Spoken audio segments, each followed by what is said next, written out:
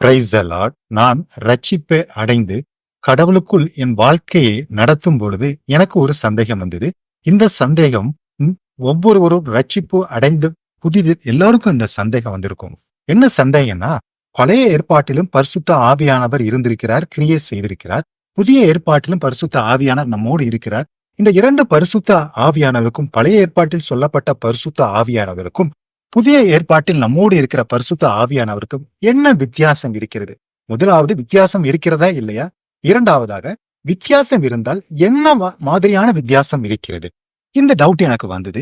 நான் சில ஆவிக்குரிய நபர்களிடம், என்னை விட ஆவிக்குரிய அனுபவத்தில் முதிர்ந்த நபர்களிடம் போய் நான் அந்த டவுட்டை கேட்கும்போது அவங்க எனக்கு சொன்ன பதில் என்னன்னா, பழைய ஏற்பாட்டை பொறுத்த வரையில் பரிசுத்த ஆவியானவர் வந்து சில காரியங்களை செய்துவிட்டு பிறகு போய்விடுவார். அதற்கு அவங்க சொன்ன எக்ஸாம்பிள் யாருன்னா, எப்தோ, கிதியோன், சிம்சன். ஆமா, அவங்க மேல ஆவியானவர் இறங்கும் பொழுது அவங்க ஒரு விஷயத்த பண்ணுவாரு, அப்புறம் ஆவியானவர் இல்லாமல் போய்விடுவார் அவங்க மேல. இது சொன்னாங்க. ஆனா புதிய ஏற்பாட்டுல அப்படி இல்ல, பரிசுத்த ஆவியானவர் நம்மளோடு தங்கி இருக்கிறார் அப்படின்னு சொன்னாங்க. இந்த விளக்கம் எனக்கு ஒரு சரியாக படவில்லை. அதனால நான் வேதத்தை தியானிக்கும் பொழுது ஆண்டவராகிய இயேசு கிறிஸ்து பரிசுத்த ஆவியானவர் என்னோடு பேச ஆரம்பிக்கும் பொழுது நான் சில விஷயங்களை கற்றுக்கொண்டேன். அதுதான் நான் இன்றைக்கு உங்களோடு பகிர்ந்து கொள்ள போகிறேன். எல்லாரும் சொல்ற மாதிரி விளக்கம் பாத்தீங்கன்னா, பழைய ஏற்பாட்டுல பரிசுத்த ஆவியானவர் வந்து சென்று விடுவார் என்று சொல்லியாங்க. அதற்கு அவங்க சொல்றது எப்தா, கிதியோன், சிம்சன், மோசஸ கூட சொல்றாங்க. ஆனா இவங்க ஒரு நபரை, ஒரு பரிசுத்தவானை இவங்க மறந்து விட்டார்கள். அவர்கள் வேற யாரும் இல்ல, தாவீது. 1 சாமுவேல் 16ஆம் அதிகாரத்துல தாவீதை சாமுவேல் அபிஷேகம் பண்ணின பிறகு என்ன நடக்குதுன்னு பார்க்கலாம். 16ஆம் அதிகாரம் 13ஆம் வசனத்துல, அப்பொழுது சாமுவேல் தைல கொம்பை எடுத்து அவனை அவன் சகோதரர் நடுவிலே அபிஷேகம் பண்ணினார். அபிஷேகம் பண்ணின பிறகு என்ன நடக்குது பாருங்க. அந்நாள் முதற்கண்டு கர்த்தருடைய ஆவியானவர் தாவீதின் மேல் வந்து இறங்கி இருந்தார். இங்க இறங்குறாரு.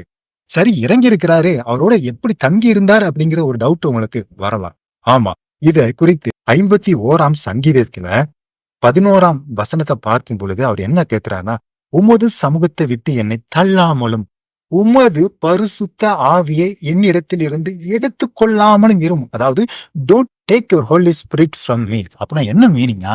தாவீதோடு ஆண்டவர் என்னைக்கு தாவீது அபிஷேகம் பண்ணினாரோ அந்த தேதியில இறங்கின பரிசுத்த ஆவியானவர் தாவீதோடு தங்கி இருக்கிறார்.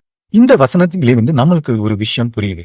அதாவது, பழைய ஏற்பாட்டிலும் பரிசுத்தவான்கள் மேல் ஆவியானவர் நிலையாக தங்கி இருக்கிறார். தாவீது ஒரு மிக சிறந்த எடுத்துக்காட்டு. அதாவது வந்து போனார் மட்டுமல்ல, நிலையாக தங்கி இருக்கிறார். இதன் அடிப்படையில் நம்ம வேறுபாடு காண முடியாது. அப்புறம் எதன் அடிப்படையில் வேறுபாடு இருக்கிறது? 3 விஷயங்கள் ஆண்டவர் எனக்கு கற்றுக் கொடுக்கிறார்.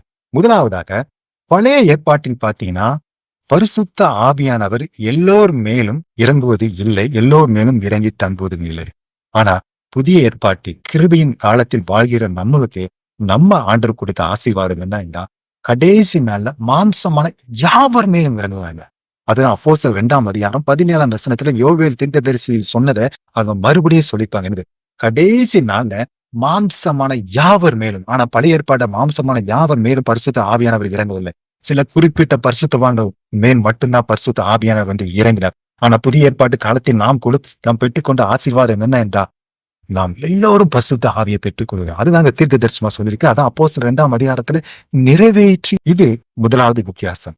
இரண்டாவது வித்தியாசம் பார்த்தீங்கன்னா, அப்படி பரிசுத்த ஆவியானவர் நம் மேல் இறங்கும் போது, நம் மேல் தங்கும் பொழுது, அந்த பரிசுத்த ஆவியானவர் ஆவிக்குரிய வரங்கள் கிரியை செய்ய ஆரம்பிக்கும். அந்த பரிசுத்த ஆவிக்குரிய வரங்கள் எல்லாம் 1 கொரிந்தியர் 12ஆம் அதிகாரத்தில் சொல்லப்பட்ட வரங்கள் எல்லாம் நம் மூலம் கிரியை செய்ய ஆரம்பிக்கும். ஆவிக்குரிய வரங்கள் அவனவனுக்கு பிரயோஜனமா இருக்கும்படி பரிசுத்த ஆவியானவரை பகிர்ந்து அளிக்கப்படுகிறது என்று சொல்லப்பட்டிருக்கிறது.